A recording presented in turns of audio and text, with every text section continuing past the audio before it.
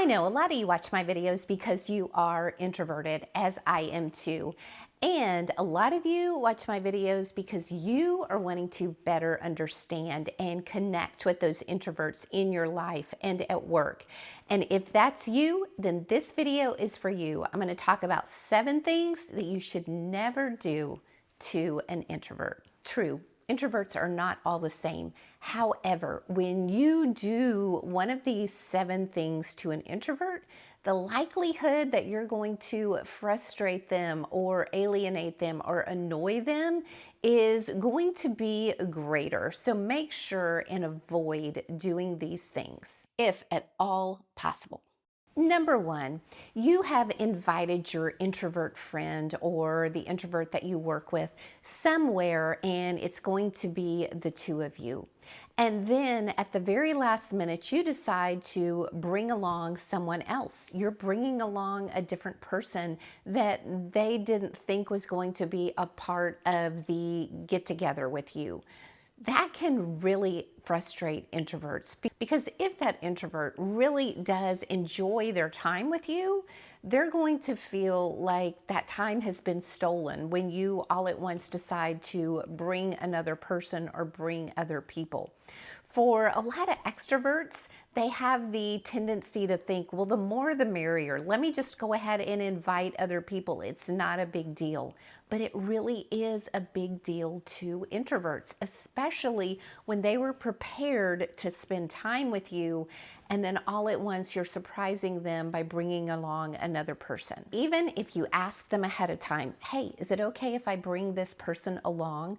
Unless they know you really, really well and they feel really comfortable with you, then they're probably going to say, whatever, it doesn't matter, or that's fine. But deep down, they may really not be happy with it, but they just don't feel comfortable enough to tell you.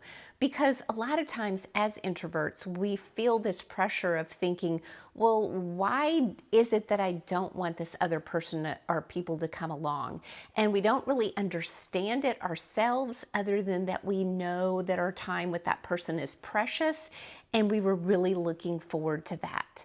But it can be hard to voice that to other people. Number 2, don't make an introvert feel like there's something wrong with them by asking questions or making statements such as, well, you're so quiet, or don't you get lonely, or can't you just loosen up and have some fun? When you do that, you are making the introvert feel like there is something wrong with them, like they're not a normal person. Anybody is going to feel less confident, introverts, extroverts, when somebody is making someone feel like they're not okay, like they're not normal. It can be very hurtful to the introvert when they're asked questions like this. Next, never put an introvert on the spot, meaning calling on them in front of a group of people without any advanced preparation, or asking them a question that requires an answer immediately. But try to not put the introvert on the spot if there's any way to avoid it. Introverts like to mentally prepare, and if it's something that requires advanced preparation, such as a work project or them speaking and giving a talk, they like to literally prepare as well. When at all possible, give them some advance notice. If you are in a meeting and you want to hear from this introvert, call on somebody who's extroverted first and then say, and then after I hear from you, I want to hear from you, meaning you want to hear from the introvert next. That at least gives them some advance notice that you're going to call on them. And next, never ask an introvert personal questions too soon in a relationship, whether it's a professional relationship or whether it is a personal relationship.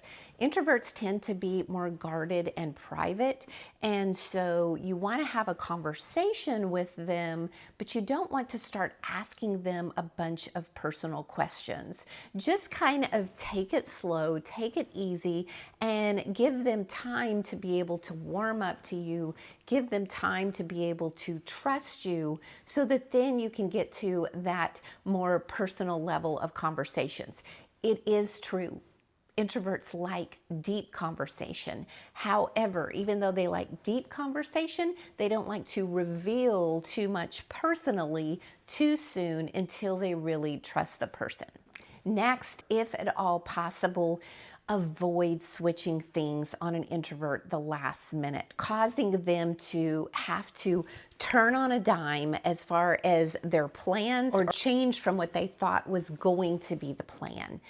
Introverts really like to, like I said, not only prepare in advance, but introverts like to plan in advance as well. And when something doesn't go according to the plan, it can feel very humiliating if the introvert has to step up to the plate and all at once things are switching on a dime. Now, for a lot of extroverts, they're able to switch on a dime on the last minute, so they can switch things around at the last minute and it looks absolutely beautiful. It looks like it was planned all along. That is one of the extroverts' gifts. However, introverts have a difficult time switching on a dime at the last minute. And next, never make an introvert the center of attention without giving them a heads up and getting permission from them first. That can be extremely humiliating to an introvert when they're called on or you're making them the center of attention in a group of people and everybody's looking at them, or they're expected to speak in front of a group of people. It's not that they can't do that, it's just that they don't like being the center of attention, especially if they haven't been given notice of that. Introverts would rather be in the background. They would rather be observing rather than being the center of attention. And next, never dismiss an introvert's need for personal boundaries and space. So don't overwhelm them with chatter. Don't overwhelm them with lots of texts or showing up at their door unannounced. Introverts really need that personal space. They really do need that downtime. It's something that is not just a desire for them, it's something that they really do need. For instance, maybe you've ridden together to some kind of social event and the introvert is ready to go and you want to stay longer. Don't dismiss the introvert's need for needing to go. If it's a situation where you really do want to stay longer and the introvert says they really do want to go, maybe you suggest that the introvert takes an Uber or you take an Uber so that you can leave at different times. But don't pressure them into doing something that they don't want to do.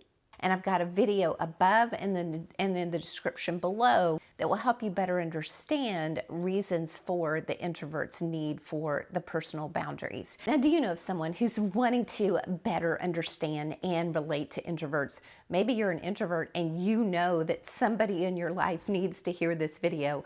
If so, I hope you'll share it and I hope you'll subscribe to my channel. Thanks for watching.